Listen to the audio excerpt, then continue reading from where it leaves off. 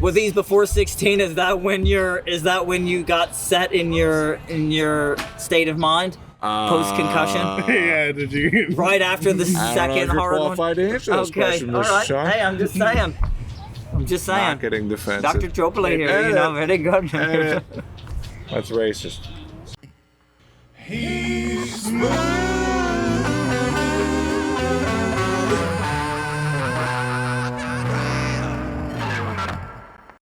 Ladies and gentlemen, welcome to Connie's Untitled Nighttime Talk Show, the only self-help podcast that only helps me. I'm here with my guest today, Shaan Choppala.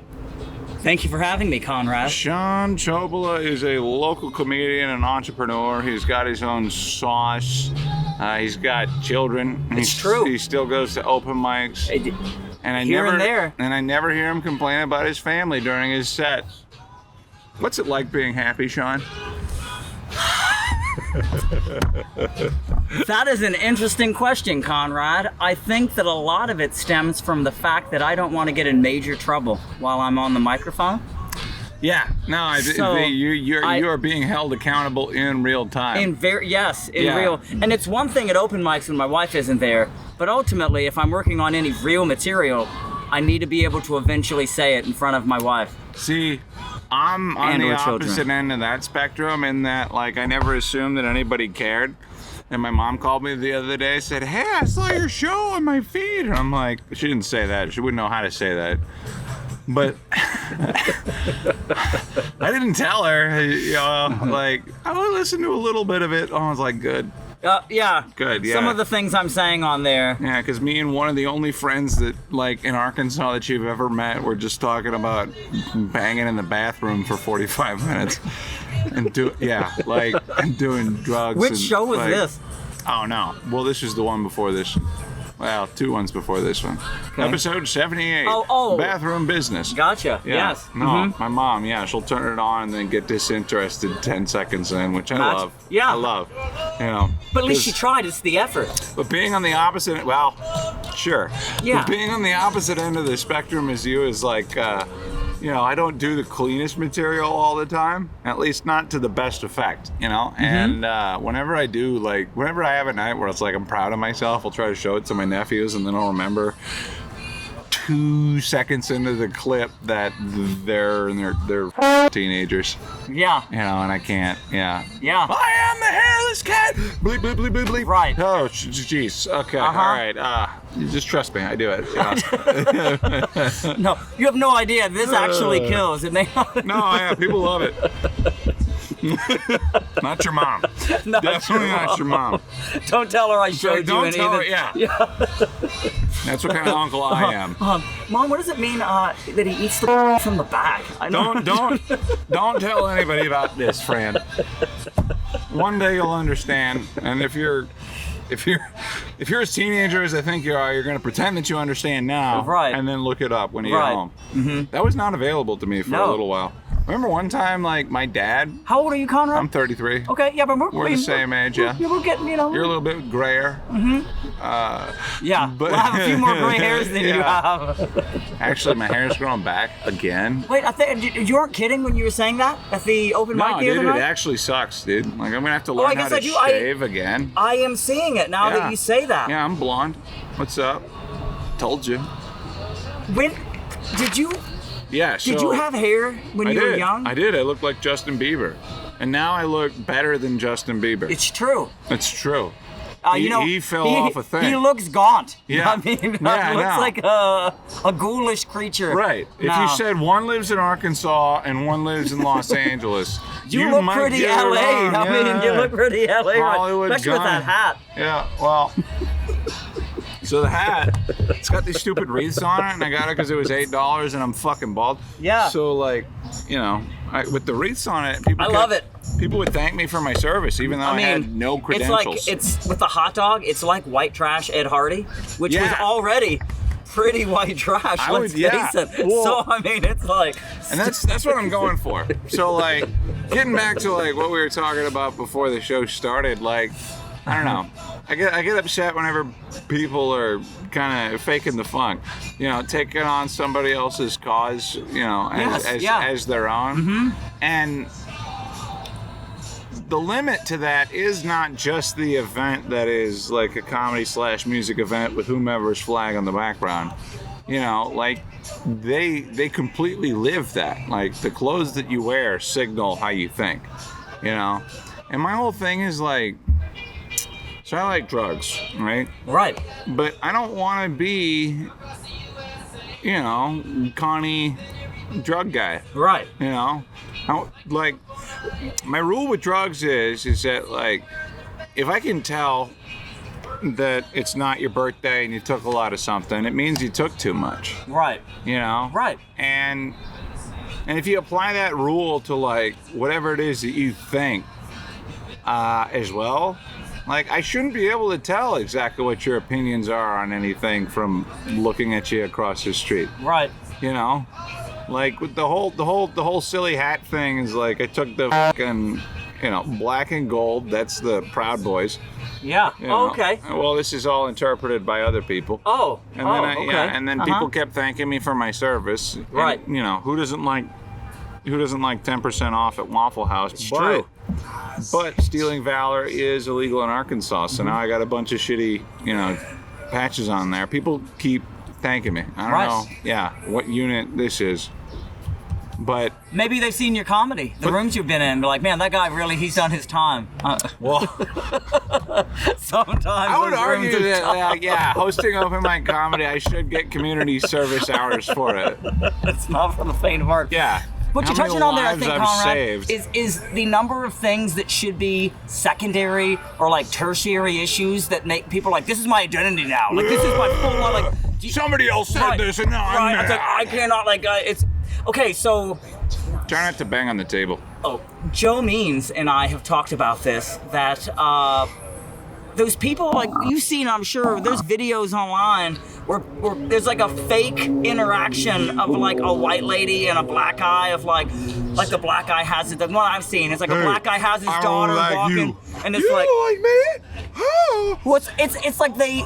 Like the black guy has a white daughter, and the lady's like, "Come here, sweetheart. I won't let that bad man hurt you." And he's like, "This is my daughter." It can't be your daughter. She's not your kind. It's like, but that's what people want. They desire to see this, like when they wake up in the morning. They're like, you know what? I think I need to get pissed off about racism that isn't even happening in real life. Like, I'll go a level deeper. I'll go a level deeper than that. I think that being a person is hard, and that most people, there's no such thing as like perfect parents, right? Right. And I feel like with, I don't know, most of the stuff, anytime people are getting upset on behalf of whomever, particularly white women talking about how racist stuff are, you guys capitalize more from that than any other group, and it's disingenuous. Like I understand what you're trying to do, but like the act of drawing attention to yourself on behalf of something else, social issue, is still narcissism.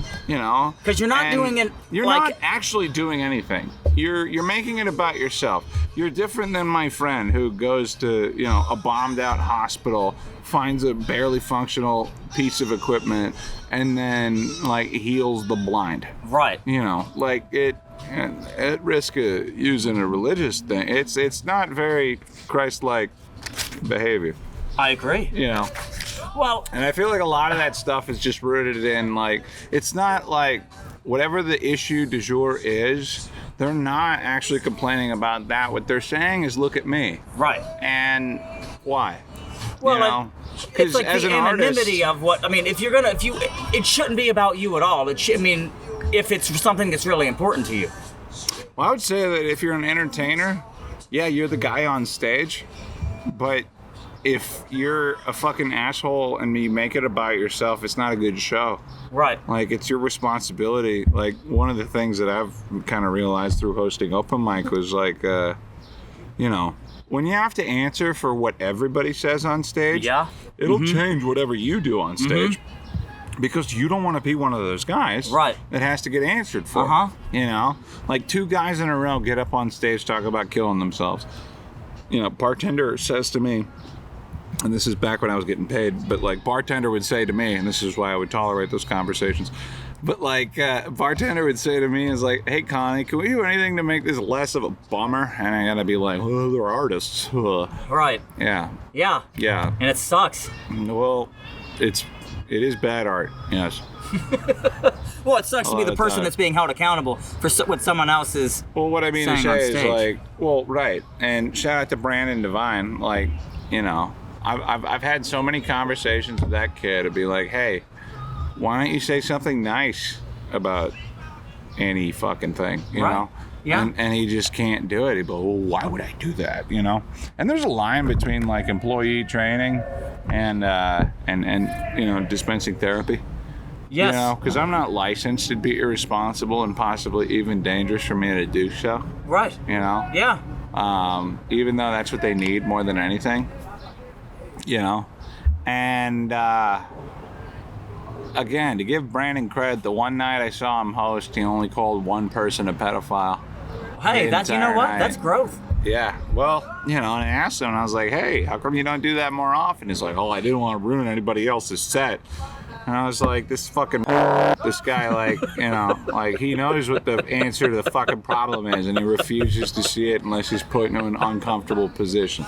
Yeah, because it sure doesn't make the room any harder to work after you get on stage and do that for 5 minutes. Right, yeah, right, exactly. And, you know, and that to me is why it's insanity. You know, like he knows the answer to the problem that he has, but refuses to see it because of a reason that he made up in his head. Right. And I'm not a goddamn psychologist. You know, like I don't, you know. I don't know. Well, I mean, there is something to be said about the number of people that do comedy, and that really actually need just a therapist. Sure. I mean.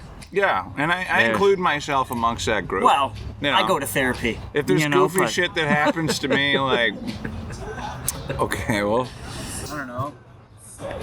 My friend who owns a bar that I used to host open mic at, you know, himself. Yes. Right? Yeah. And I don't say that on stage. That just becomes my buddy. My metaphorical blank. You know? Yeah. My boss, right? I don't, yeah. It's not my uncle me. It's like, what? Anybody got, you know? Right. Like, yeah. Well, there is something. I'm gonna have to edit this first 5 minutes. What's that? I try not to put any like. There's a community guidelines on YouTube. If you say anything about or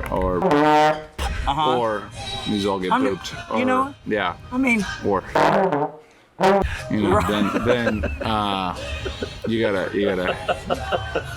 boop them. Yeah. Oh man. I'm not that I'm monetized. No. Monday Honestly, maybe. It's like, well, Conrad, I think, shoot for the stars, my friend. Well, with the clip that I'm going at, so like my thing with this show is like, I want to get 100 of them done, and then I want to figure out what I'm doing. Because and what are you on right now? This is 81. 81? Only 19 more to go after this, my friend. I got one in the can, yeah. But I'll tell you, dude, once you get to 75 and your friends quit answering their phones, like, it's a different thing. I'm excited to be on here with you, Conrad. Like half of the adventure is just figuring out where to do it. You know? And then we had an adventure today. As an adult, we found out the number of breweries that are closed on Mondays. Well, yeah, and as an adult in his 30s, you know, it gives me a really good excuse to go out and make friends and go to some place that I normally wouldn't. Right. Ever. I've never been to City Pump before. You know what I'm saying, like in my days. Yeah, like last night I was doing a gig with a buddy and anyway, guitar player. He lived out in Elkins.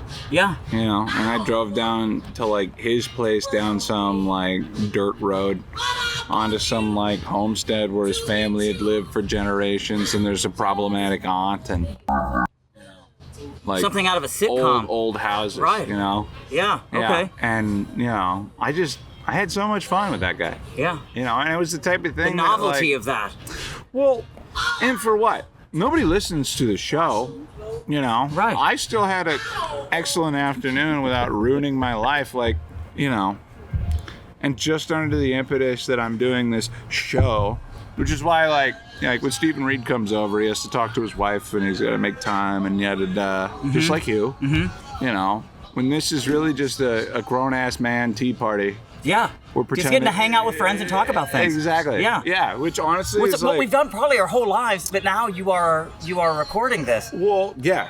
And with an idea of a well, the whole idea is to have fun and yeah. you know, and like not to stamp on it, which is like it's tough because you could figure out which comedians are like, you know, which of them are more of like a distilled version of themselves on stage versus like kind of hard to talk to. Right. You know? Oh, man, I will say. I don't want to name names because I got to go see these guys tomorrow. But there are comedians that I know that I feel like it would be very hard for me to sit down and talk with them for any extended amount of time. The conversation is like a tennis match. You know, they just don't hit the ball back. Right. You know? Yeah. Yeah. And you know who they are. I do. Just based on I have no energy level. idea. I have no idea what and that that's the fun could be. part is like we can edit this too. Right. So if you want to say something that's fireable. Okay, so I had one guy. He's an angry guy, talks about the news. I think we all know who I'm talking about. And yeah, I don't know. He'd pepper in a bunch of like hate speech in the downtime. Yeah. So that I'd have to work harder editing it. And then the next day it was like, hey man, don't publish anything I said. And I was like, well, I already took the time and I already got into an argument with my girlfriend over it, so I'm gonna do it. Yeah. And also, like, I'm not out to make you look like an asshole. Maybe you shouldn't. Which you might have been. My funny thing is, if you aren't talking like an asshole, people probably aren't gonna think you're an asshole. I'm just saying. Well, if you say too many things about the I guess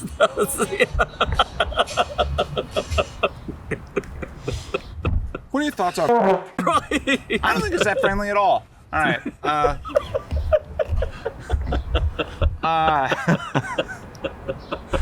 No.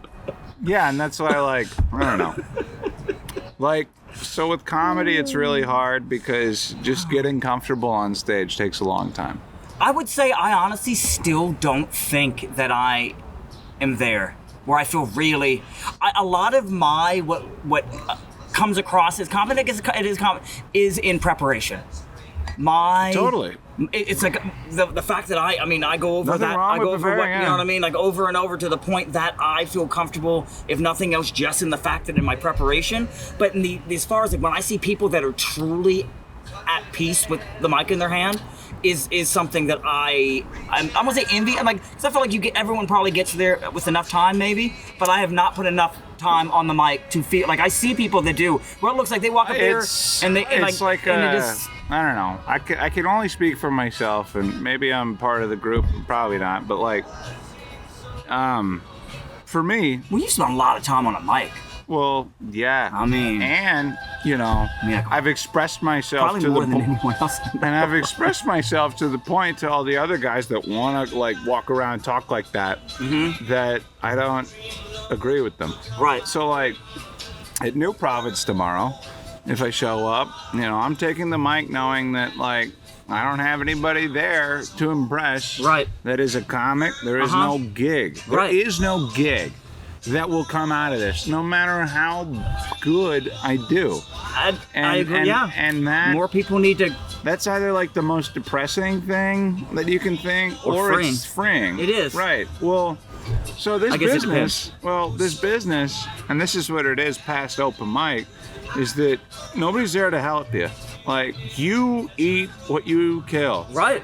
Without a doubt. Or you don't eat. The number of people that seem to think that someone's going to call them out of a blue because of a clip they watched one place one time. You know, it's like, and maybe that happens to someone. No, it does. It definitely does. I remember when, like, the first time I went to Austin, like, I was in line for the Kill Tony thing. And I was at the bar that they warehouse you in next door, counting heads. And I asked the lady at the front, I was like, hey, how many on the lineup tonight? 205. So that means that you have less than 0.5% chance of getting your name pulled out of the thing if they do 5 people, okay? Yeah. And that's a lot. You know, that means everybody sucked and weren't interesting. And I was giving the same speech that you're giving me to like another comedian who was like looking at his notebook, getting all nervous. And I was like, bro, what's the big deal? Here are your odds. Like, no sense getting fucking worked up about this. You got to do everything yourself. You got to buy a microphone, get a PA, do a bunch of shitty shows, almost quit, you know? Like, that's how you do it. And then at the end of this speech about, you know, doing everything for yourself, this guy got his name called, got a golden ticket. Shout out to Ben Williams. Yeah, he's doing theaters now. Wow. I cursed him with success. You know. Could you tell me about how poorly my career is going to go here? Well, okay, so...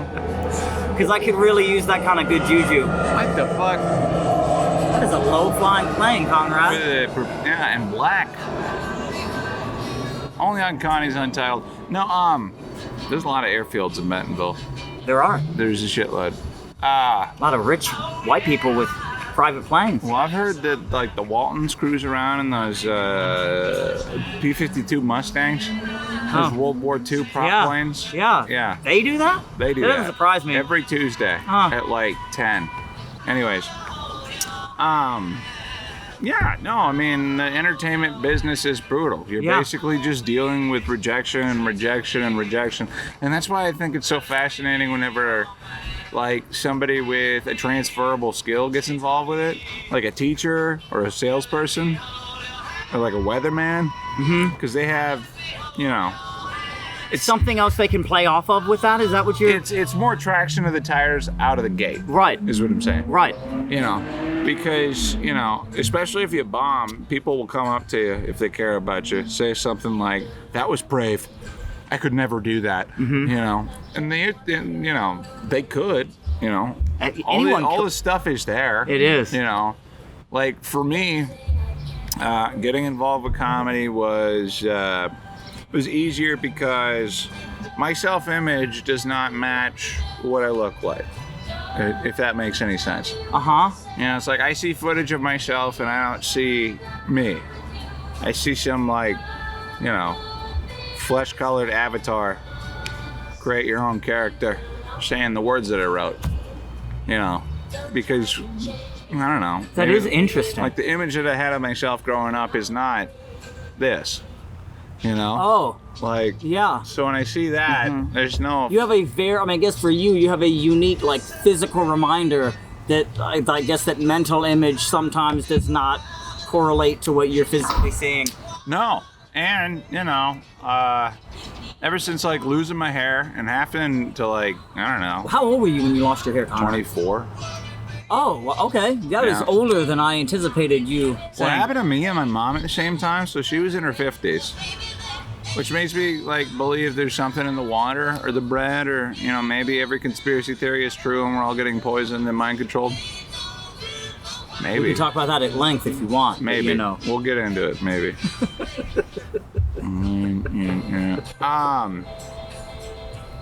But for me, like, just there was a period, like, when my hair fell out, I was all bummed out. You know, understandably. There was 1 month you had of Bieber like, hair. Well, there was 1 month of like, you know, who cut your hair? You know, from all the chicks How at the quickly did it fall bar out? Like from full head of hair to no hair. It's probably like 3 years. Okay. Oh. Yeah. Okay. So like, it started falling out in patches. Like, girls at the bar be like, "Who cut your hair?" And then I'd be like, "Oh, it's just a scar." And they're like, "It's a pretty big scar." And I'm like, "Ooh." And then I looked at it, I'm like, "Oh, that's new. That's not great." And then it went from that to like, you know, no more traditional haircuts. Now I'm just buzzing my shit myself. Now it's giraffe print. So for a while I rocked a mohawk, called it my greatest hits, because it was, you know, the most consistent, intentional looking thing that I could do. Yeah. It landed on you. It's still on you, Conrad. Hell yeah, dude. You're very lucky. Some probably. Is that what they say? Maybe. Oh. I'm gonna say that now. Like I'm fluorescent. Like a flower? That's not it. So like, after my hair starts falling out, after it's all gone, there was like a year period where it's just like, I'm bummed out. I'm not leaving the house, you know? And then, you know. Had you been starting comedy at this point? It was about the same time. Okay. Yeah. Huh. So like it started falling out and I got into comedy just so I could have some element of control over something. Right. Mm-hmm. You know. Because like I went to the doctor and I was like, doctor was like, hey, it looks like your hair's falling out. And I was like, I'm going to cancel my fucking insurance. What did you just tell me? I have a mirror and this cost me $150. And then he said, I can tell my hair is falling out. Yeah, and then he said, he's like, oh yeah, no, I had a friend in high school who had that happen to him, and he was so cool that, like, he was like one of these alt scene kids, and everybody thought he did it on purpose. And I was like, that's a lot of pressure, you know. But that's what I did, actually. So, but what I realized is, like, you know, after a year of boo-hooing, coming to the realization that somebody's got to blow me. You know, right? You know, you go out and you don't care about something that you're used to, mm-hmm. And then what I realized is that you know, most of the people that I talked to didn't notice. They're too focused on their own shit. Mm-hmm. It's just easy to understand. You know, like so many people were focused on like what they were coming off as. They didn't notice that the person talking to them didn't have any fucking eyebrows. Mm-hmm. Yeah, and then they say, oh, well, you got a great head. And I was like, oh. Thanks. Like, that could be worse, I guess. I got lucky, you know? Mm-hmm. Imagine if you had a misshapen skull. Right. And this happened. Well, golly. My little brother, he's pretty extracurricular on the concussions, you know? So he's got, like, speed bumps and plates and... Oh. Yeah. Why? Stock car racing. Oh, I mean, okay. I am familiar with crashing. Stock. Yeah. Jaws of life shit. Oh. Yep. Yeah. Well, he better hope he doesn't get. Actually, he's doing fine. So he's an artist as well. No, he welds sculptures and hauls them around to like trade shows and. Where does he live? In Minnesota? He's up in Minnesota. Yeah. Interesting. He got down to Tulsa a couple weeks ago. Did you see him? He did, yeah. He made more money in like a trade show than I made in like a month, and I don't want him to hear that, so. But what's his name? Charlie. Fuck you, Charlie. Fuck you, Charlie. No, he did something cool. So like. That is cool though that he gets to do. You know. So like, you guys are both creative people. Reluctantly, yeah. Does he play music as well? No. So you got a music? Well, he's the reason I got into music actually. So like he got a bass guitar as a youth, and then just like kind of like let it sit, and then like I don't know, 7th, 8th grade. Really after like my second concussion playing against those goddamn Canadians. Hockey. Yeah, like a boss. Yeah. Well. We're gonna say like a boss. We're just gonna move with that. Yep. Well, I mean, you can fight people. Yeah. That was my first observation going to open mic. Was like none of these kids have played a team sport before in their whole lives, nor been punched in the face. Right. And what a shame. You know what? I think a lot of comedians need probably to get punched in the face. I think so. Yeah, the social rejection is not enough. No, like if I could have Brandon in a room for 5 minutes, like. Well, I just think even from the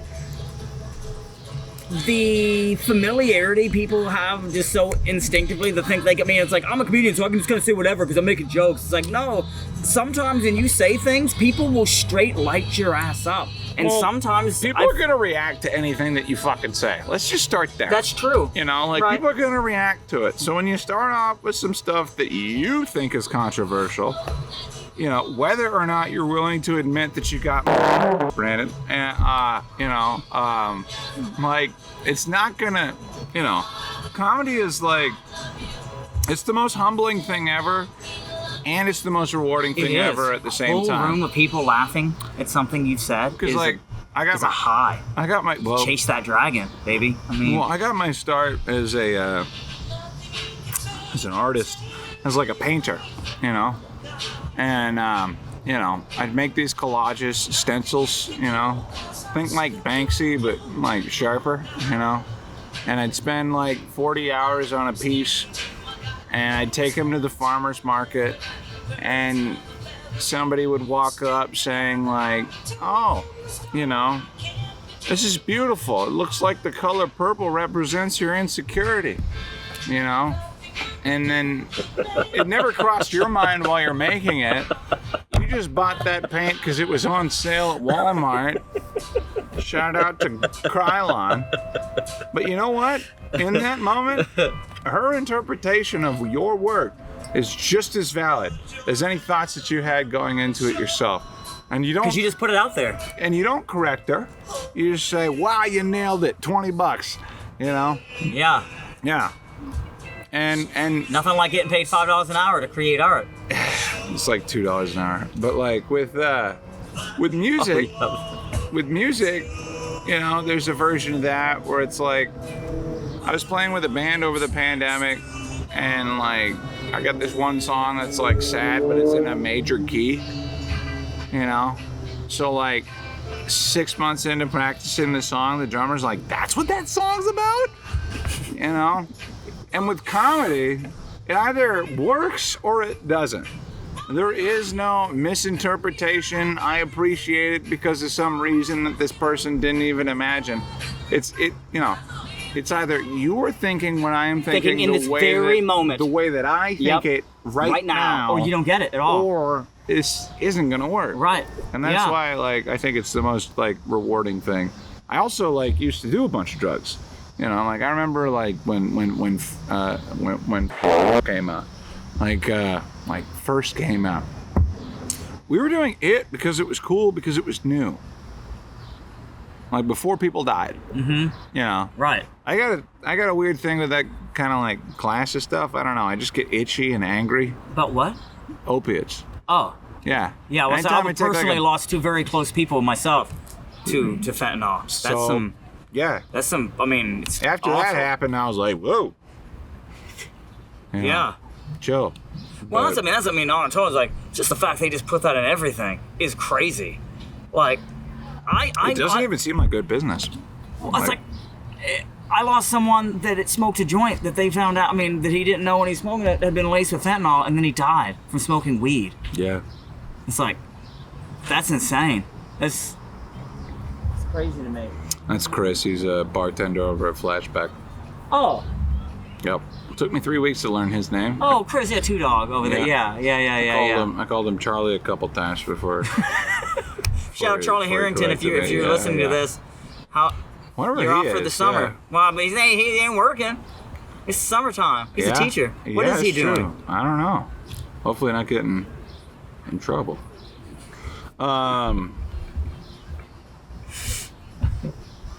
Oh no. There's a shitload of flies out here. There are. I love it. Mm-hmm. Really brings me into the third world. We're the shit. You ever been in the third world? I've lived in India for 2 semesters. Okay. Mm-hmm. Which part? In Pune, one of the semesters, which is about 3.5 hours inland from Bombay. That's not the Galveston of... Yeah, it's the Galveston of India. Let's call it that.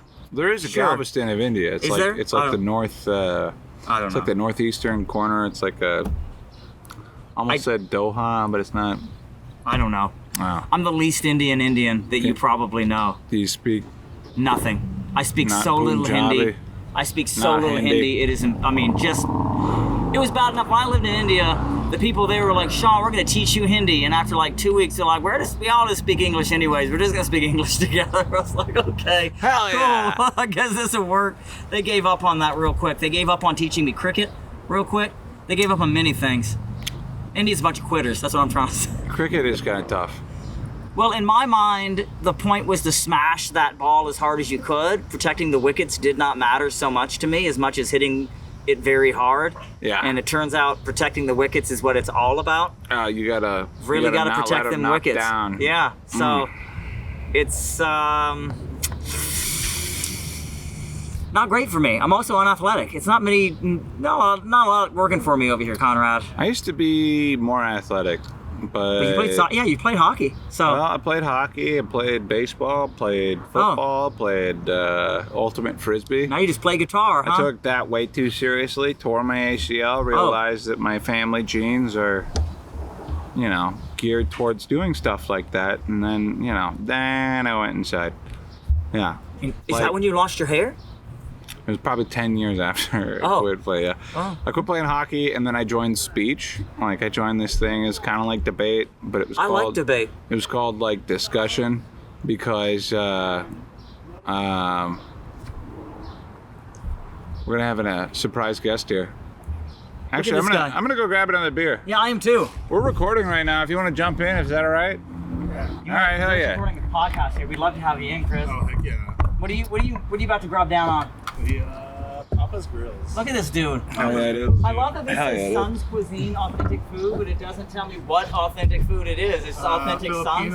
Oh, okay. Yeah, I had to do investigation. It's very authentically someone's son. Yeah. And we're back. We were just talking about stuff. Yeah, many things. Yeah. What are you talking about?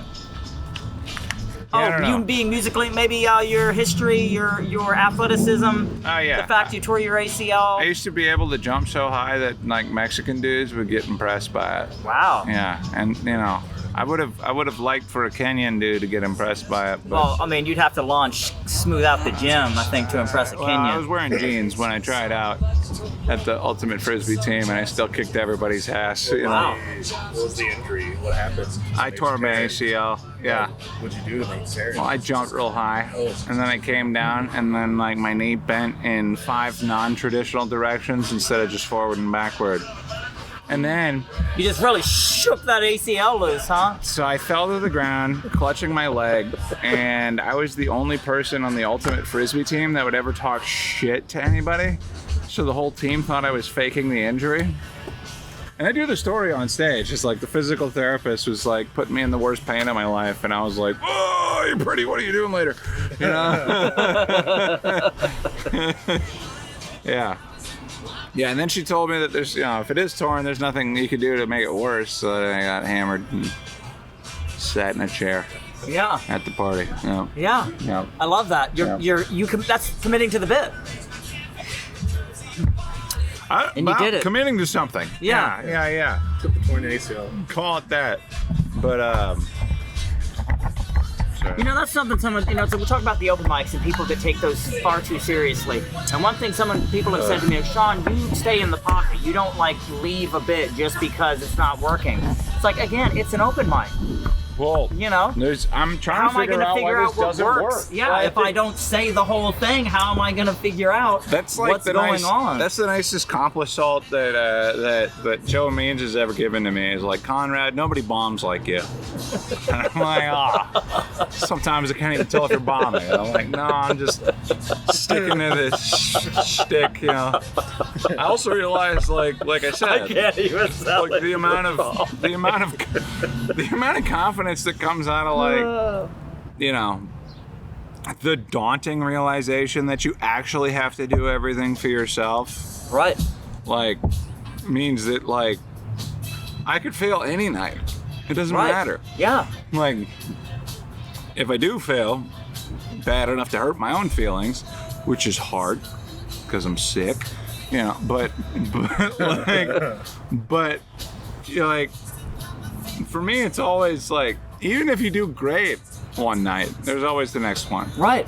Well, I think there's nothing wrong with riding that high. Just don't allow that to affect your next set. Like the night, after that feeling after you had a great set and you can't sleep that night, and it's like, and you just kind of no, yes. No, I mean okay, so I have that, but the more.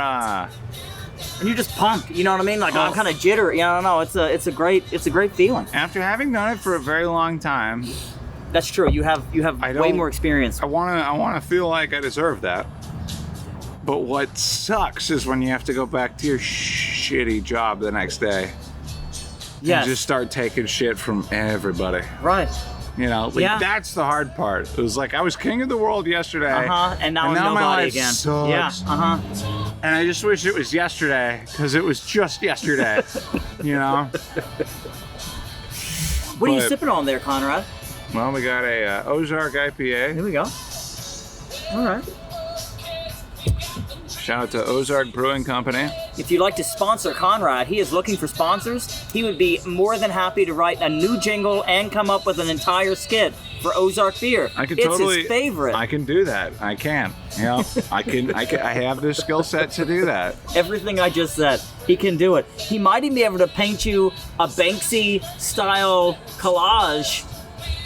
I got to show you some of the stuff that I did. Yeah, you do. I'm proud of it. You're a creative type, Conrad. I got one painting that I made. It's like a regular boat, but then I did like spray paint space scene out behind it, and I call it like a spaceship. And I was helping my friend move one day, and I noticed that his mom's house had a bunch of just nautical shit on the walls. So I was like, hey, I can make something like that. So we worked out this deal. I'll make a painting. You give me this bed that's just been sitting in storage, you know. And I made the painting after she cleared out a space on the wall. And then after I gave it to her, she put it over the fireplace. She didn't even use the space that you created it for. And then after that, her son stole it. So like, that's high praise. Like, if someone likes your art enough to steal it, yeah. I mean, dude, the only thing that's a bigger compliment than that is apparently throwing mashed potatoes on it or something. That's what people are doing these days. Tomato, yeah. Well, you gotta be dead. They're big fans of putting. You gotta be dead for that to happen, I think. Oh. Yeah. You think he had a whole heist thing going on, or he just like did it out of pure emotion? Like, I was stealing this. Take Is this too far? I mean, we're just gonna. It was the guy was help moving. I was like, you know what? I'm telling you this. Great bed. If an artist still use it. Yeah. If an artist transitions, does that make their previous artwork the work of a dead person? I guess you'd have to ask the Wachowski brothers about The Matrix. Did you hear about those guys?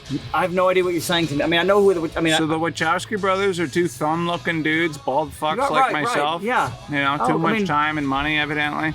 And then one day, and love it. And then one day they just turn lesbian, I guess. What?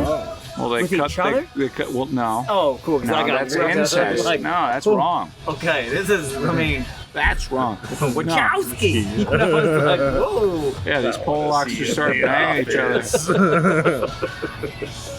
No, but seriously, like, yeah, like, I don't know. You just said if you had to be dead before your art would be worth anything, and then this made me think, man, is this a loophole? Dude, it would Could you be like, well, actually, Steven is dead. I thought about it. I am Sandra, and I live. I thought about and I'm selling his dead Steven's artwork. I don't know. You could really. I thought about buying like a on the dark web for a little while. How much is Think it too much? from the dark? Probably less than $500. Really?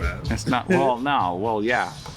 And I don't know, like, okay, so I'm not competent enough to know how to, like, fake my death as good as I can, you know? I'd obviously need some kind of, like, life insurance thing. There'd have to be some redacted, you know? Right. Yeah. Brooklyn probably couldn't know about it. Well, unless she was in on it. But I'd think have to- about it. The I'd have more to- I'd people have to that are pay- in on I'd it, have the to pay harder her, it is. yeah. Yeah, the harder it is to keep it silent. that's right. Just saying. I'm Chaz now. I'm Yeah. Chaz. Oh, have you guys met my friend Bald Chaz? He looks a lot like this one guy I knew. No. No. No, he doesn't. He even throws his hat at the microphone stand. Different guy. Different guy. Different guy. But Oh no. but no, we were talking about yeah, I don't know. Like it's really hard to find your own voice as a comedian or whatever. Uh-huh. But, you know, once you do, it's, you know. How long do you think that takes? For me, it took me as long as it took to alienate everybody in the local scene. Once I realized there's nobody I want to fucking impress, like, now it's just time to do this for me. Like, yeah. I can appreciate that. to an extent, because some of those guys booked me. I'm hitting your thing. All right. Yeah, because that's. I like to think that I'm being authentic about what I'm saying. But then I don't. You said the word. You said authenticity. All right? Like, that's.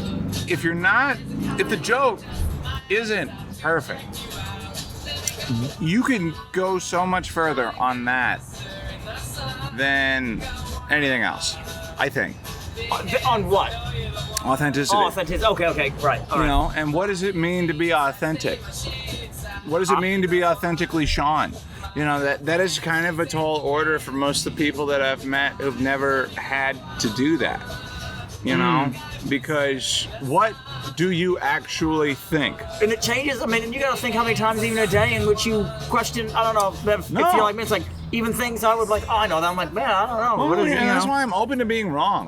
Like I don't mind getting corrected because like it's part of the deal. I feel like that needs. I mean. Like anyone else, anything I think, do I think it's true because I think it? Absolutely. I think it's true, and I am well aware that I could be totally wrong about almost everything. Yeah, and being open to that makes you way more You can think something's true and still be open to thinking that it could be potentially wrong, right? Dude, okay, so like I used to be like Sorry, Chris, I'll give you $1. Wow, look at these fucking flies, dude. They love your beer. Empty beer glass. Jesus Christ, that was in effect. I'm open to being wrong. All right? I think that in order to grow, you need to, so I'll say it like this. I have depression. I'm generally bummed out. Even when cool shit's happening, I'm fucking bored. I don't know. I've looked into medicating, but ripping your dick off your own body because you can't have an orgasm is about the same as depression in my mind. Joke about side effects, but seriously, no. But there's no such thing as it's all trade-offs. Yeah. Like you can have one thing, you give up something else. I mean that's the way life goes. Well, I mean, right. Compromise is... That's the linear movement of time. Mm-hmm.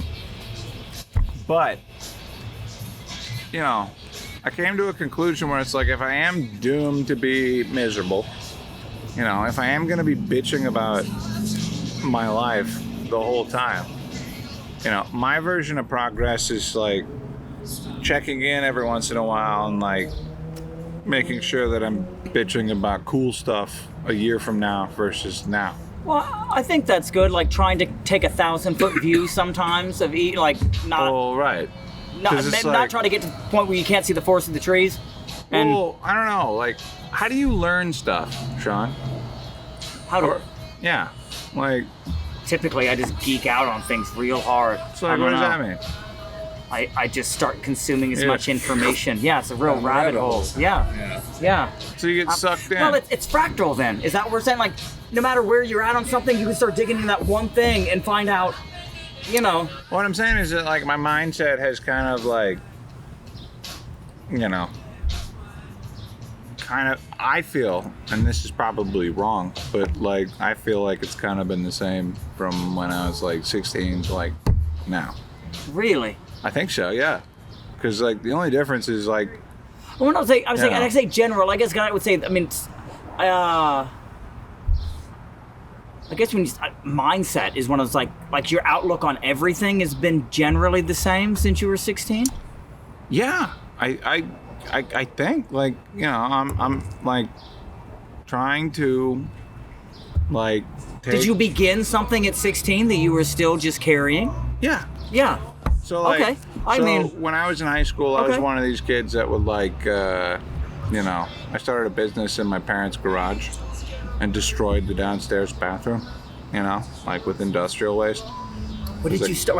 Now I gotta know. I was making T-shirts. Yeah. Right. And the way that you make screens for screen printing is like there's a 2-part epoxy, that's like photoreactive, so it reacts to light.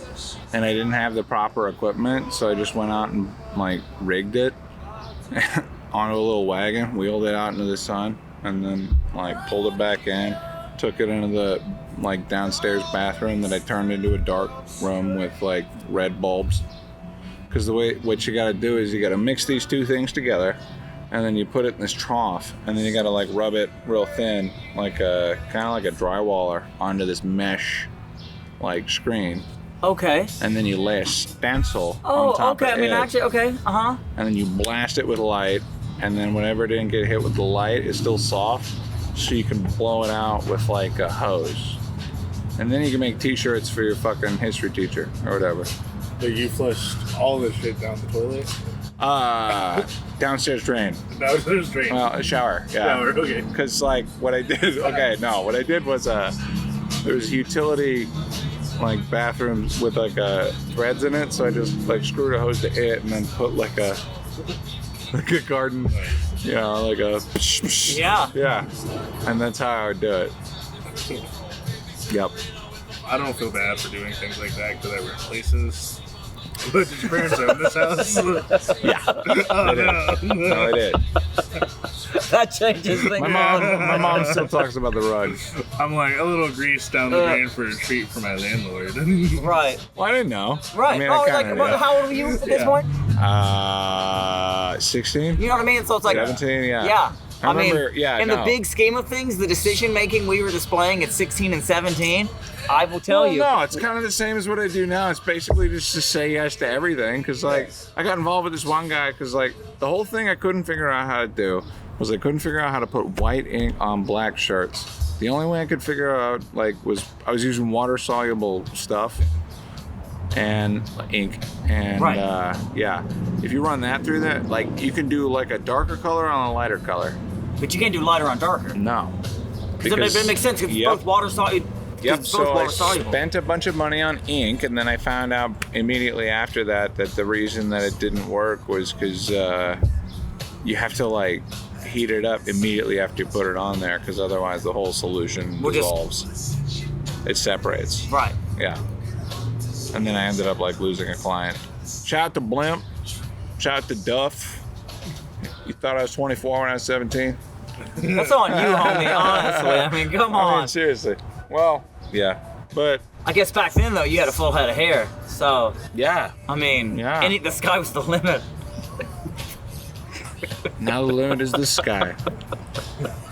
Shout out to Chris Rock. Oh, man. Conrad, you spend a lot of time with graphic design and making videos. It's something that I think all comedians need to know better than all comedians know for the most part. I would argue to say that not just that is like if you're gonna be an artist at a certain point, and you don't know how to like put yourself out there. Social media wise. My whole thing is like I got low self-esteem, so like we could be doing like the gooseneck fucking tripod mics, Joe Rogan, we're wearing headphones talking to each other 3 feet away type thing, and I'd rather like. It's not organic though. For the kids at home, like this is. It's organic. I don't know. Kind of the bare minimum. It actually feels nice out here now. The sun's going down. We got lucky this time. Yeah. Especially you. I mean, between Chris and I and you, who is the most likely to get sunburned out here? Oh no, I can tan. Well, I believe you can tan. I'm just saying we have a huge head start on you. You're not immune to sunburn, are you? No. Yeah. I've been sunburned before. I thought I was immune to sunburn because I was Native American in summer. I just fished with my shirt off. No, for dude, the that's whole day, dude. Yeah, that's some. No, I've been sunburned. Yeah. For real. I don't know why. Oh no, I can melt. What? I can melt and then I shed. Yeah. Yeah. I'm still saying, even now though, I've seen you with tan. You got a tan. It's weird. I mean, he was a jock. Did you hear my friend Conrad? He was a jock in high school. I'm just saying. 5-sport athlete. What was it? 5-sport? Well, consecutively. I'm just saying. Gotta run around. You know what sports I played in high school? Yeah. Chess club. Nice, dude. Quiz bowl. more of a mental athlete. I tried Quiz Bowl. You know? I tried Quiz Bowl for like 2 weeks, and it was just too much of the. Okay, the sheer. Did you guys have like that weird like flesh pad with the sensor in it? It was a little clicker. You know, like a pen. Man, I will say this: like chess. I was in chess club. Was I good at chess? Absolutely not. You know what I found out? Chess club got to miss like 5 days of school a year, and they would pay for you to go eat like Wendy's and stuff for lunch. All you had to do was go to a chess thing, and I was like, I miss a day of school. I go to this chess thing, and I get Wendy's. I get a Baconator out of this thing. Like I'm in it for the Baconators. So I joined chess club just to miss, and I wasn't even good at it. I was just like whatever. People, I mean, one time I sat down across from this kid, and the girl was like, "Oh, that guy came in third and stayed past you." I'm like, I don't care, dude. Like at all, he can beat me. Like I'll go read a book over here. There's a Baconator later. You know, get out of here with that nonsense. How good you get? What? How good you get? No, I mean I stayed at bare minimum. Okay, I played when I had to play, and then I just. You're like the bench. Right. Yeah. Oh, for sure. I ride the pine, but I still win the ring, and the ring was a Baconator. You know. So. I'm in. That's the name of the episode. Baconator. The ring was a Baconator. Yeah, I don't know. I remember like, when I got a concussion, like I got like an ass chewing from the coach in between periods. He's like, Landmeyer, you playing like absolute shit out there. What the hell is wrong with you? And I was like, oh, you saw that? All right, yeah, I think I got hit. I saw it too. Ah, jeez. But how many concussions do you know that you've had? probably like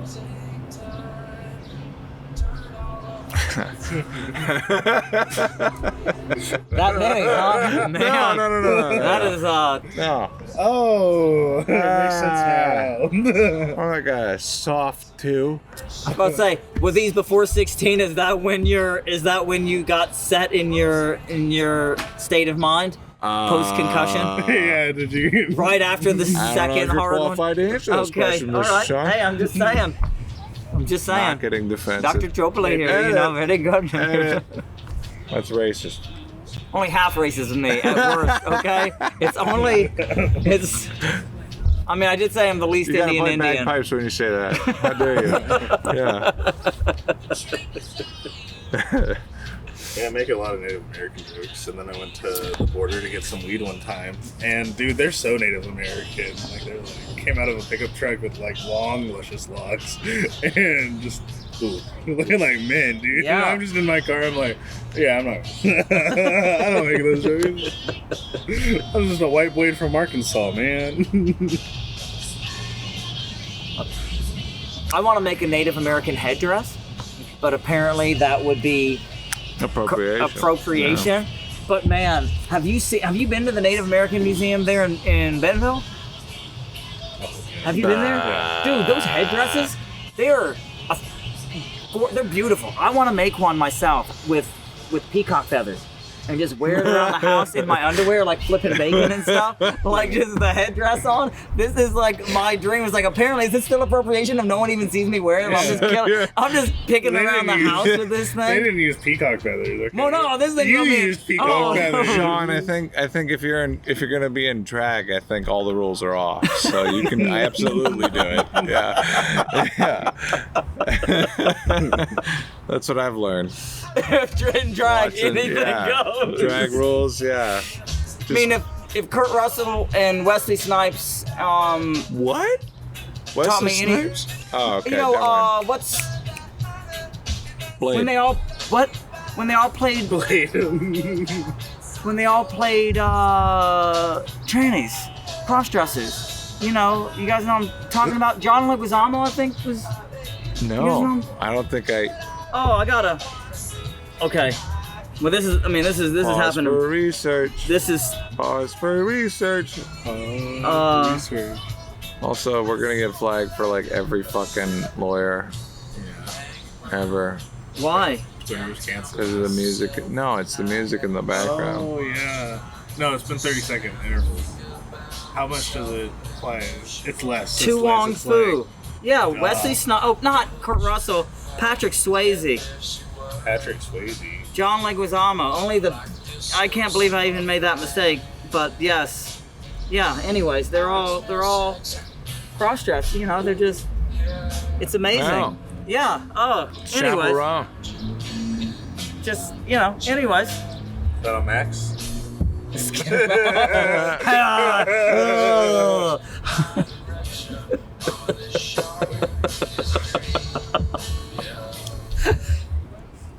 That is funny that we have those songs playing in the background and that all this is going to get flagged hardcore. Well, we'll see. Do you do it live? No. He edits. I gotta. Yeah. It's really just, I don't know. It's kind of like, it's, how can I figure out how to like, just do the obvious thing? Or just invite everybody over into a place that's controlled? And that, like. We need a podcast room is what you're saying. They got that Filipino That's not what I'm bar going for. right over Oh, what are we going that does for? karaoke that I feel like you could totally rent out the room and not do karaoke. I don't want to rent it. Like, What a I think free it's play. like an affordable rent out price. I think what I'm trying to do is I'm trying to keep the production value artificially low, Right. so that like anything you can do afterwards, like, you know, you can filter out as much of that crap as you can. Right. And then like what I just learned, and this is after doing it like 70 something times, is like if I can take the raw footage from what's happening right now, which is unusable, and then use it like in little bits, then You maximize your bang for the buck there. Well, no, what I mean is just like you go from like the fully filtered version to like just the raw part where it's like you can hear all the cars and you know, the fucking plane and you know Walton's doing their thing. Yeah, and somebody launched Oh, no, it. you can do something really cool. Like have all those sounds and then like, lower all the other sounds. This is Yeah, well, it's like so and then it's I don't know, but Conrad, what are your views on fireworks as we approach the 4th of July? Your safety. I would say acreage and mowing the grass is important if you're going to engage in. No, do you love fireworks? Is what I'm asking you. Yeah, dude, they're fun. I love fireworks. Chris, Oh, I love fireworks. is it an American thing, or is it everyone? Everyone everywhere loves The fireworks. Chinese invented it. Right. Yeah. Well, I understand that, but many people invented many things, and Americans took it and were like, "This is our thing now." But blowing up shit is fun too. It is. just- I mean, truly. Who blows up shit the best? I mean, Is it American? let's They say- live in America. I will say this: only one country on the planet has ever dropped nukes on another country, Allegedly. and they're the ones that try to police what everyone else is doing with them. Isn't that crazy? Yeah. It'd be like the one rapist on the planet was like, "No one can rape." All right. Moving on. Sorry. Yeah, a lot of words this is there. live. It's just very funny to me. That's not live. Thank God. That would go poorly. If it was live, Conrad. Oh, I gotta check. Whoop. Oh hell yeah. What? We're still going. Oh. I love it. Cinematic view. Hour 8 minutes. We are killing it out This here. has been a ride. Well, no, what I'm trying to say is like I think I'm running out of storage on that guy. Yeah. I went an hour 45 the last time, and hey, no more ridiculous music. That's great. Wait. Wait. No, it's just fading in. Anyways, shout out to the sound guy. Yeah. Woo! Curry sauce, Conrad. Curry sauce, Sean. I manufacture it at the U of A Food Science Department. Really? Yeah. Dang. I manufacture typically in 40-gallon batches. You wear a lab coat? I do not. I wear a hairnet and gloves Whoa. the whole time. I will That's- tell you one thing people don't talk about with gloves is you sweat inside those gloves, and then your fingers eventually just hurt. I feel like from just staying wet. Well. Okay. You know how rocks like erode? What? You know how rocks like erode? like you think it went. Yeah. That's so, exactly. It's yeah. like what's happening to my fingers. It's crazy. I'm a drama Anyways, queen. That's it's all why I very, feel like it's my all fingers very are cleanly moving. in there for Well, sure. When I was playing hockey, like, I think a hockey mitt is like one of the most disgusting pieces of equipment on the planet. Because there's really no right way to clean it. And it's all made of leather, and it's got a bunch of pads, and like, So it's a You boxing sweat on that glove. inside, that deep glove. kind of a boxing glove. I'll tell you, you sweat in a boxing glove like it's nobody's business. I don't really know how. I mean, I wipe it. I don't know how you clean the inside of a boxing glove. There's a bunch of sweat inside that. But yes, sorry, I just jumped in there. No, I was just thinking about getting hit with a puck in the hand. Ooh, I bet that hurts tremendously. Well, no, I mean, like, No? you got a glove.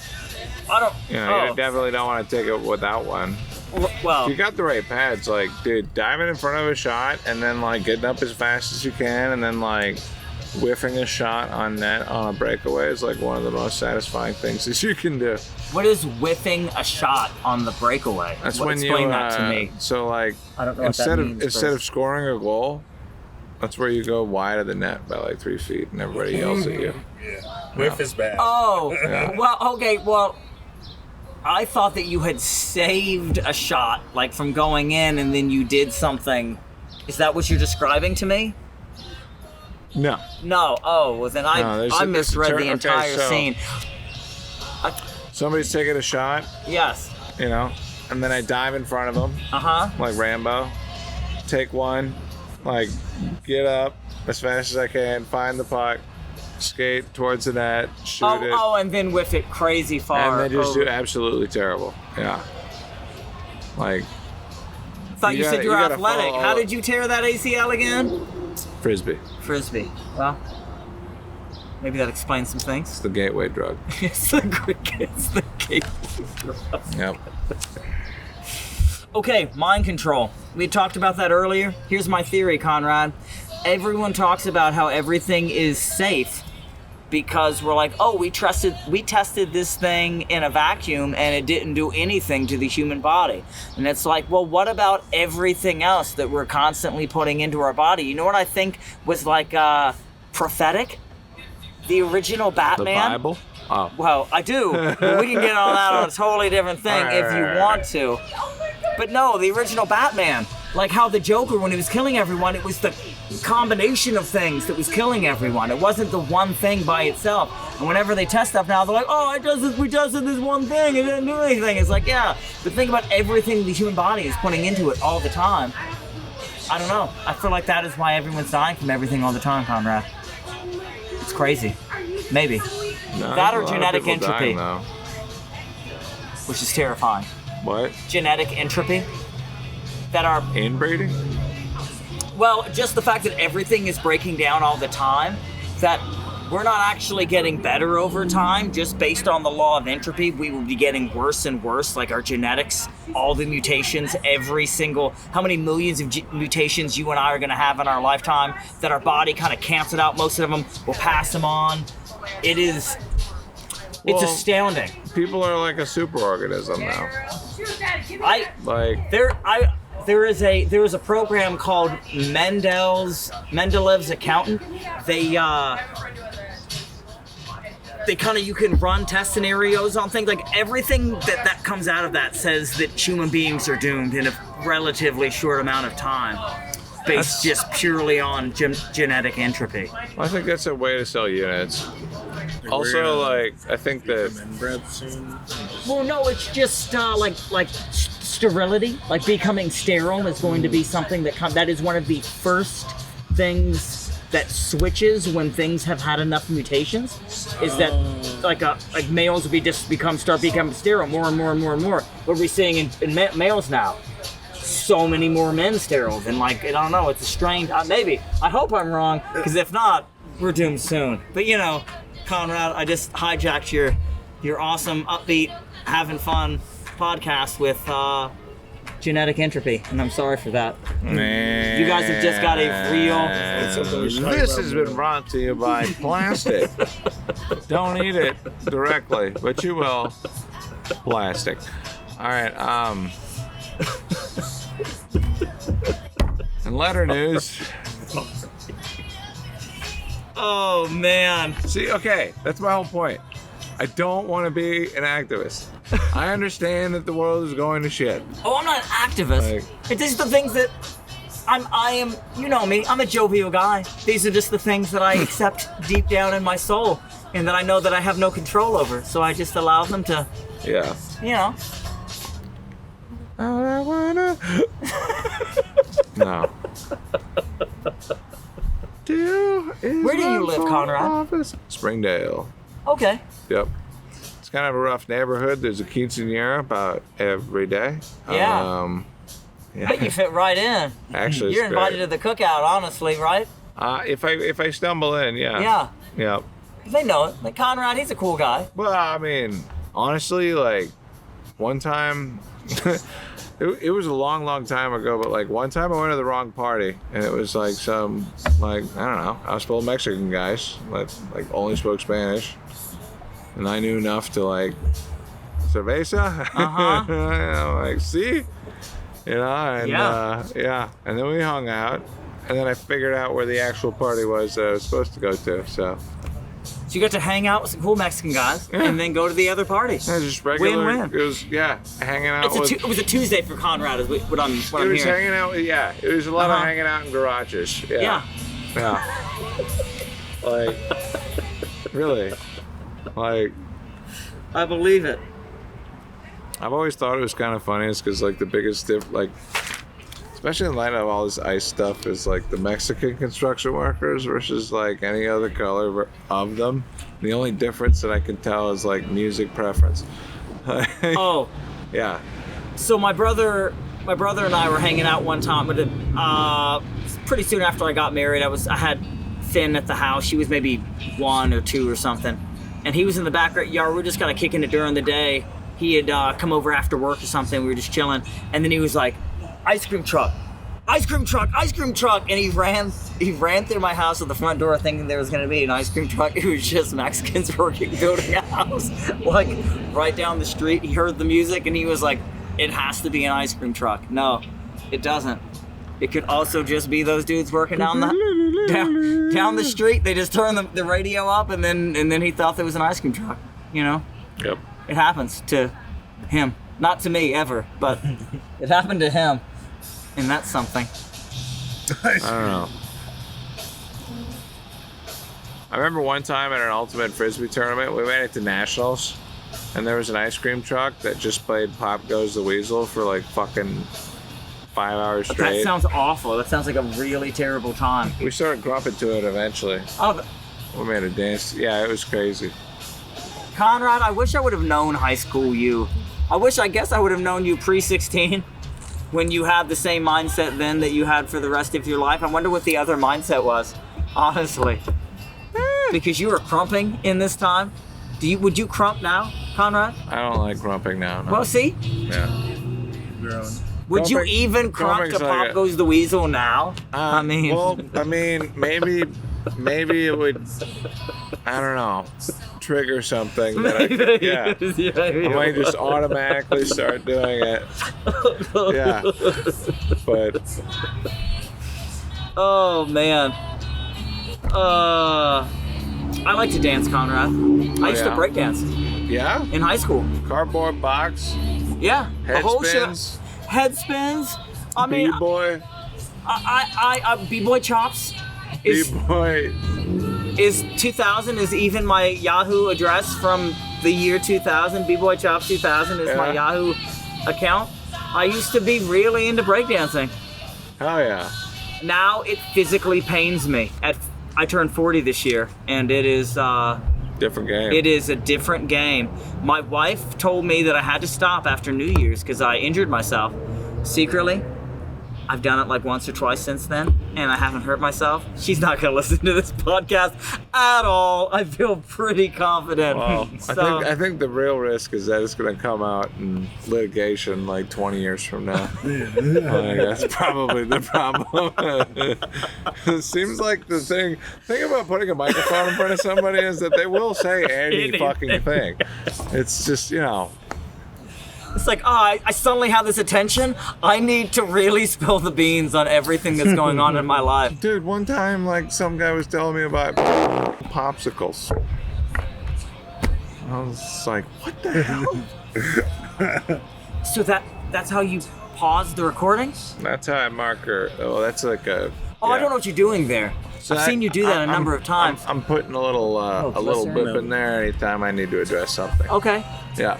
Because what I'll do is I'll make like the super controversial stuff totally ambiguous with trombone practice, and then I'll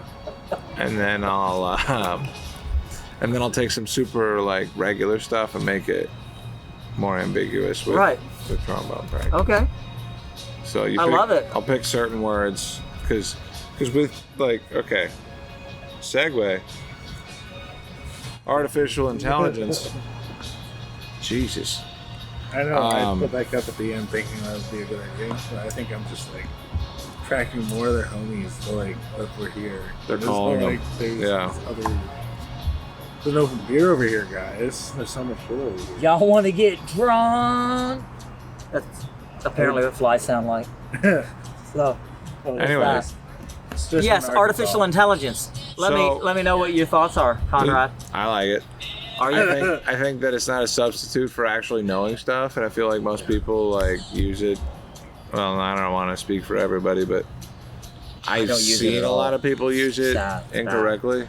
So like, one of the things that I can do for this show is like, I can have it listen to the whole thing, generate a transcript, and I can highlight certain words, and it'll pull it up right in the timeline to wherever. Oh, that's pretty nice. Yeah, and that way we can talk about whatever the hell we want. And I can boop, bop, boop, bop, boop, you know, boop it out. And I feel like AI is one of those things that really proved the human condition, because it's like, man, at this point we had something able to do all this menial thought task, kind of stuff that we were like, we can't, whatever. The first thing we did with it, we're like, oh, my AI girlfriend sends me nudes at work. It's like, this is why. Hold on, Shaan.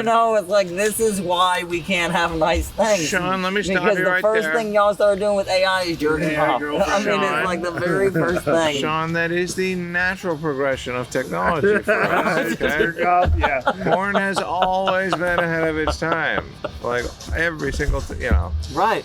They were putting naked ladies on clay for jars, and somebody in 3000 BC was looking at this clay jar like, look at her titties, It was crazy. Yeah. Well, I don't know, whatever. Or orc, bork, little orc, or whatever they were saying then. That's racist. It said orc, bark, lork. I don't know what race that would be. Yeah, well. I put a little marker in it. I think you do. If anything, that makes me think of Robin Williams. Yeah. Yeah, and he probably stole it from like a dog. Probably. Or a well-trained German Shepherd. Right. Yep. German Shepherd. I will say this: you are pretty on top of your organization with all of this, Conrad. This is your 81st rodeo, clearly. Am I? Better than I would think. All right, good. I would be. Good. Well, I don't know. I feel like I'm faking it every time. There is a routine to it. I'll say that. It's just like everything else. It's like you have to okay, so when I was working at the comedy club here, they were doing open mic. Do we say the name on this? We could just say the comedy club. I don't want to sponsor anybody on accident. For they real. know who they are. They know who they are. But Jesus. Anyway, when I started doing the sound when they were doing the open mic there, I was like super envious of everybody else who was showing up for open mic because all they had to do was worry about what they were gonna say on stage, and you had to worry about literally everything else and what I was gonna do. Yes. And then eventually it's like you got to a point where it was just natural and you don't have to think about it while you're doing it. So then you can just do everything. Be free again. Yeah. Yeah. Yeah. And I feel like that's kind of, it's kind of my approach to everything. Because with this stuff, it's like, if this seems professional, this is my version of faking it the 80th time. Yeah. So I'm just trying to make it run as smoothly as I can. My phone's probably out of storage. We are at an hour and 24. Okay. Yeah, we got probably like 20 more minutes. What did we just have to get into? Okay, we did... Are German Shepherds actually mind control? Are they? No. Well, I think there's something to say on this in that you can basically train a German Shepherd to do whatever you want, and is that not a form of mind control? Are German Shepherds easily mind controlled? Yeah. I don't know. Well, the Pavlov experiment definitely works on us. I mean, think about like what your notifications sound like. My phone is on silent all the time. Dang. I'm a psychopath like that. My phone is That's never not psycho. on. That's like, wow. That's nice. I don't know. I miss a lot of things. But I also will not have it make a noise. I don't know. I don't know what it is. I think part of it was being a server for so long and my phone always being on silent when I was working, and then getting used to my phone just being on silent. And now my phone is pretty much always on silent. Is that weird? Is that am I in the minority for my phone being on silent all the time? No? No, my phone's always on silent. Right, because you're a server. I mean, you know how it is. Yeah. Mine is when I don't want it to be sometimes. Well, that's the other thing. I don't like my phone telling me what to do. Kind of like a... Because I always regret, because whenever I lose my phone, I'm like, fuck, I can call it, but I'll just hear the... Oh, for sure. My wife's like, you want me to call? I'm like, well, I'm not going to hear anything because it's on silent. So there's that. It's not great. That's what I'm trying to say. No, I get it. It's taxing in like such a weird way. Like, I don't know. Like, and I feel guilt. Like, okay. So, like, I used to play a shitload of video games. Okay. And then one day, like, I literally wrote a paper about how, like, Kurt Cobain was so, like, better off doing heroin than having an Xbox. Because at least he could use his hands for something. Yeah. And, you know. And then you convinced yourself to stop doing that? With that paper? Well, I just sold my Xbox and bought some weed. Well, it's the heroin. And I just, practiced. It's the gateway drug. What was the gateway thing earlier? It was jazz. No, jazz. No. It wasn't jazz. Frisbee. Frisbee is the gateway. That's Frisbee what it was. The gateway drug. Yep. I mean, and let's face it, weed and Frisbee go together like gateway drugs and addiction. So in the college competitive circuit, they do like athletic games involving Frisbees and beer. So like you could pour a whole bottle of beer into like a standard 175 gram ultimate Frisbee. Like a whole thing. Like just because of how wide it is. Really? Yeah. So there was one thing where you'd have to like drink out of the Frisbee a whole beer and then run out of like... sanction? Like I say sanctioned. Like at a real like, hey, we're here together for this No, it's Frisbee just like thing. a party at night. Oh. Yeah. I thought we were talking like people on a field and they're like chugging that beer. Not in the daylight. That's crazy. Okay. All right. Yeah. Oh man, so how wild does Ultimate Frisbee get? When you're kicking it with the other Frizz Bros or whatever you call yourselves. That sounds stupid, but how wild was Quiz Bowl? I didn't drink in high school. I didn't really do it either, but I went to college. I also had no game and no friends. I don't know if that... I think friends are kind of like a decision. Well, I had a couple of friends, but it was like, I don't know. I had a handful of friends. Not many friends. I didn't have a bunch of friends. Keep it a small circle is kind of like cool, but I don't know. When I first came here, I literally had like $5,000 in a Dodge Neon. And man, it sounds like you were living large. I was fucking crushing it. And but I made a point to like, I don't know, for 1 month it was like, it's instead of sitting in my apartment, it's like, all right, it's time to go out and make some fucking friends. I know this one guy. He probably knows a lot of cool people. you know. And then for like the first month, I made a point to like go out every fucking, you know, because the alternative is just sitting in my room, which I love, by the way. Okay. You know, I just, you know, if I'm gonna come all the way here for any fucking reason, then I'm gonna need to have some friends, and you know, I made a point to do that. You know, that's good. Well, you know yourself well enough to know that you had to do that. Well, what I figured out after like trying real hard to do that for a long time is looking around and realizing that most people don't do that. You know. Well, I guess when you move to a new place or something, though, I think that's a normal thing. Yeah, I think that, well... I would say if you lived in a place for a long time and you're like, I just gotta get out and make some friends, like, well, okay, that would be a little different. I'll put it like this, like, there's an effect on Dixon Street that I noticed when I was, like, I could go anywhere and nobody would know who I was, like, I could just... Anyway... I'd walk down Dixon Street like anonymously, and I noticed that, like, you know, some of the people that I knew would get swept up into some Jerry Springer type of stuff. Yes. You know? Oh, I know exactly what you're talking about. Yeah. And what happens is your friend from high school says some stuff, and now you're fighting, you know, handcuffs, and And, you know, I've been hanging around long enough to, like, experience that now. Mm-hmm. You know? Not that I'm gonna pick a fight with anybody, but, like... The likelihood that I could walk down the road and, like, if I want to, get swept up into some shit for the rest of the night. Yeah. You know, pretty easy. If you, I mean, if that's what you're interested in, it's not hard to find it. I don't know, I'm interested in it. Well, no, I guess it's like with some of these people seem to be easy shell, you know? That looks fun. Yeah. You know, all right. Huh? Dang.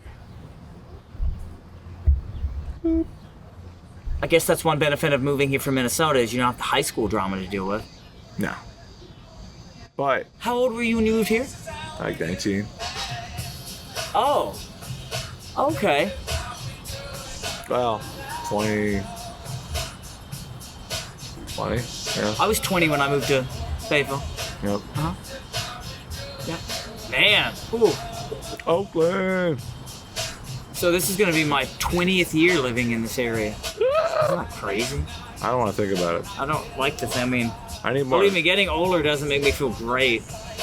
But... Like physically? No. No. Yeah, not great. I will say this, like... I don't want to grow hair again. I guess that. Want it. Yeah. I mean, if all my hair could fall out, I would not have it do that myself, but I respect that for you. I mean, now that I'm on the other side of it, like, I don't want to learn how to live another way. Right. You know, like, yeah. Just wake up prepared every time. Right. Wet rag. Yep. You're good to go. Yep.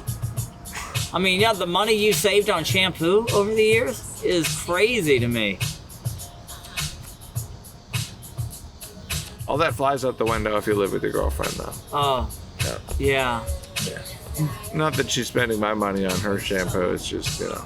Right. You really only need a bar of soap.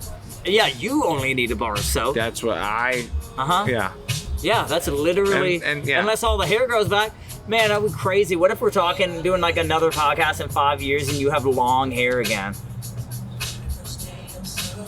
How would you feel if you got like, not just like patchy, like full on hair back though? I guess I'd be concerned about what color it was, you know? If it comes back all white, like, no. Wouldn't that be crazy? You find your hair grows in thick and it's just crazy white? Well, that or like transparent. Like, this weird fluff I got on my face, this dandelion shit is like gold. Right, yes. It's like... like it is kind of barely. The light has to hit it just right for me to even see it. If you grew hair cable. Like that, that would be nuts. Yeah, that would look real weird. The light hits you, people start suing you. I don't know. Oh my God! It's just like now, you know. But, okay, well, I don't know. My experience with puberty the first time was like growing hair where like you don't fucking need it. Like when I came back from Canada, like there was like shit growing underneath my eyeball. It was just like here down. And I was like, what? Like, I don't need that. Like, I don't really grow facial hair. yeah, see, that was one thing I knew that we could bond over. It's not great. Like people think, like it's like I can start to see it now. When it starts to come in a little bit, people are like, "Oh, that looks like it won't be bad." It is bad. If I let this grow, it is a terrible look. It's not great. I had a mustache and a goatee when I got married, and longer hair, and I look back and I'm like, why didn't someone tell me not to do that? Like, why you need more friends. Someone... That's why you need a lot of friends. I mean, more friends than I had, because everybody, I mean, my own mama let me get married. I look like a 70s porn star, is what I look like. You guys want to see Shaan Choppala when he was... Send me the pictures so that I can post it on the thing. I absolutely will. Nothing would make me happier. But do it after the thing, and I think we're almost out. Yeah. Boop. All right, we got like 5 more minutes. Closing thoughts, gentlemen. This has been a very eventful evening, Conrad. Great. This is my very first podcast, and I've had a great time talking about things. It's gonna get demonetized. Not that I monetized anything. Shout out to City Pump for playing music in the background so that all of this is going to get flagged. And we didn't tell them about it beforehand. Let's not get mad at anybody. No, I'm not mad at anyone. I'm just saying. Yeah. Just saying. Yeah.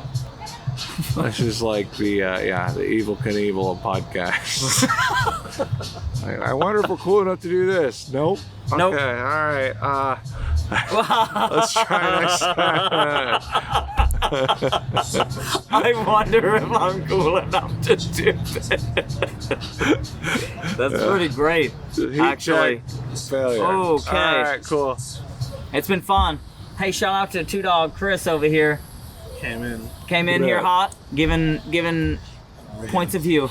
Shout out to the biblical flies that have been tearing it up. Shout out to Pharaoh. Yeah. Suck to be y'all. Yep. Shout out to 105 with 100% humidity. Yeah.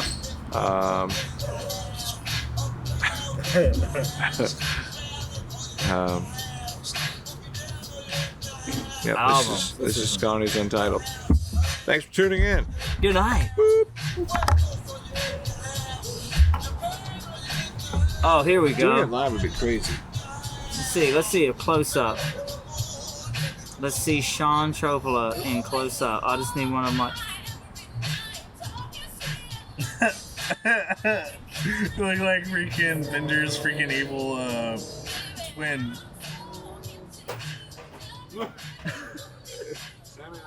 It's not a great. No, she looked great.